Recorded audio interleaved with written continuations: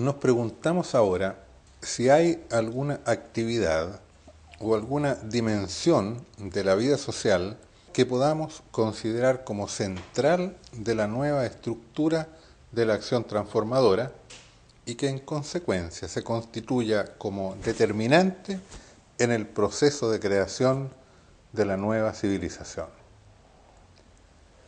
En la civilización moderna se ha afirmado con fuerza por parte de la mayoría de los intelectuales y de las organizaciones que han tenido la intención de transformar la sociedad, que el primado corresponde a la política, que sería la actividad central. Es por ello que se ha sostenido que todo cambio societal debe comenzar desde el Estado, que ha de ser primeramente conquistado por los sujetos políticos portadores del proyecto transformador. De acuerdo a lo que venimos exponiendo, en la nueva civilización, la primacía o centralidad no debiera radicar en la política, sino en la cultura y en el conocimiento, que por su capacidad de fijar objetivos al desarrollo histórico y de dar sentido a la vida humana, tendrán la capacidad de orientar y dirigir, no autoritaria ni burocráticamente, tanto los procesos sociales como los procesos económicos y políticos. La economía y la política se orientarían conforme a los objetivos del desarrollo humano establecidos en el ámbito de la cultura y del saber compartido. Esto hace de la sociedad civil el lugar preferente para la acción integradora y transformadora, o sea, para la nueva política, a diferencia de lo que ocurre en la civilización moderna, en que la política se desenvuelve preferentemente al nivel de la sociedad política y del Estado. Esta afirmación, sin embargo, debe considerarse como una afirmación provisoria e imprecisa, porque la distinción entre sociedad civil y sociedad política responde a una separación entre dos esferas, la del poder público por un lado y la de las actividades privadas, asociativas y no gubernamentales por el otro, la de los dirigentes en lo alto y la de los dirigidos en la base. Una separación que corresponde y que ocurre realmente en la civilización moderna, pero que no debiera reproducirse en una civilización nueva y superior.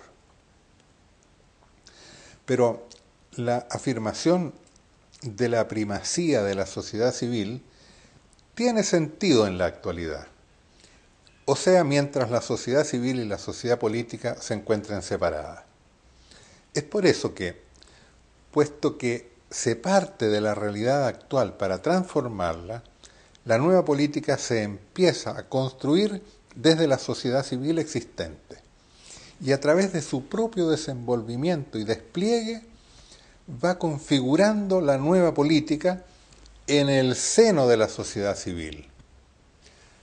Así construida la nueva política al interior de la sociedad civil, en la futura civilización, una vez constituida, la distinción entre sociedad civil y sociedad política ya no será una distinción entre realidades diferentes, sino una distinción meramente gnoseológica.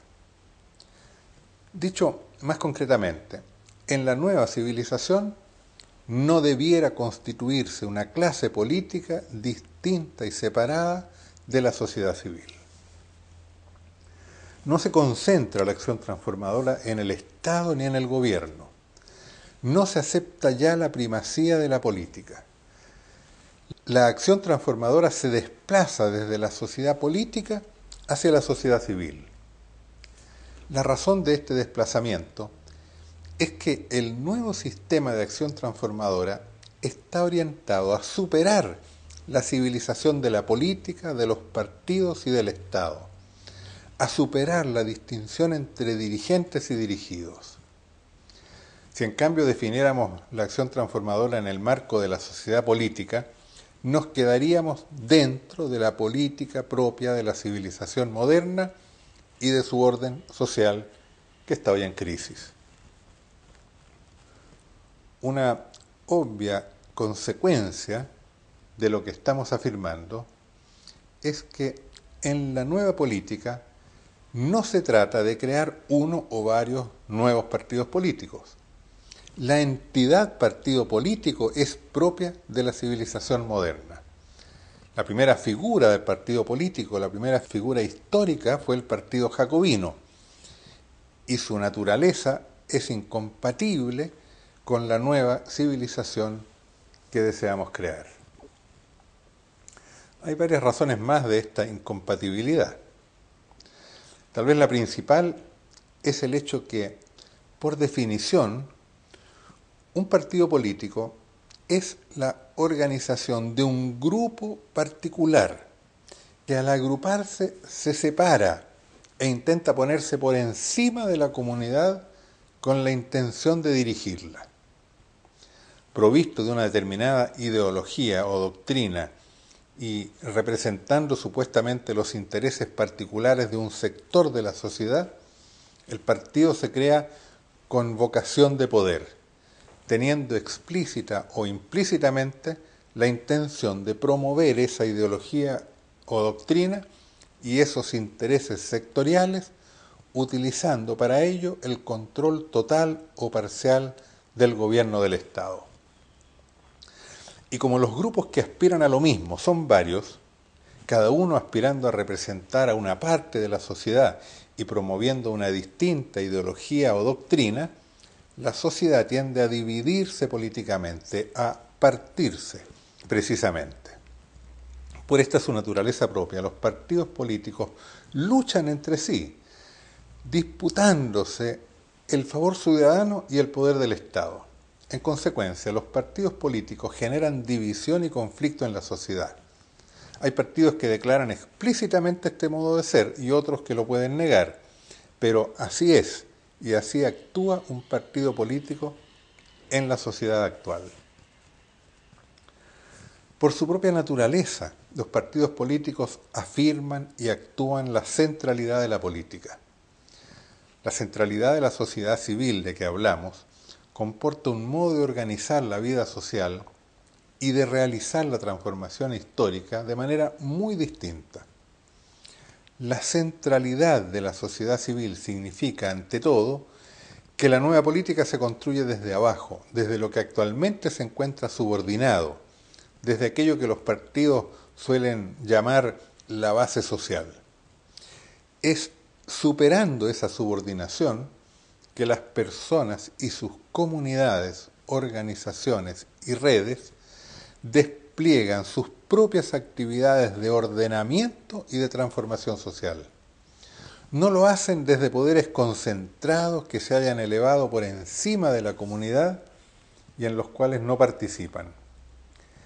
El orden político se configura en tal sentido como una comunidad de comunidades, como una organización de organizaciones, como una red de redes.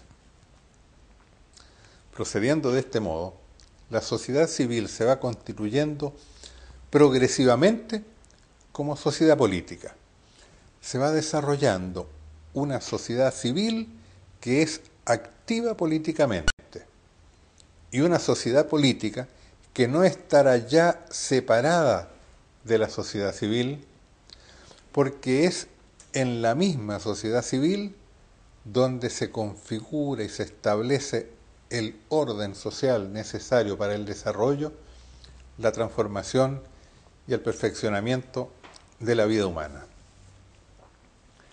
La nueva política no es partidista, sino integradora de la diversidad, y no la expresión de las singularidades de grupos humanos diferenciados según sus convicciones ideológicas o sus intereses corporativos o de clases o grupos sociales.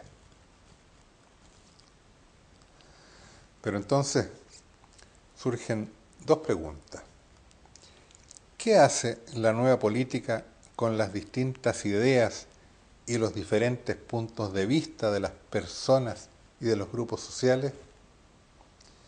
¿Y qué hace la nueva política con los diferentes intereses particulares de grupos, clases y de sectores sociales? Estas preguntas las abordaremos en la próxima presentación.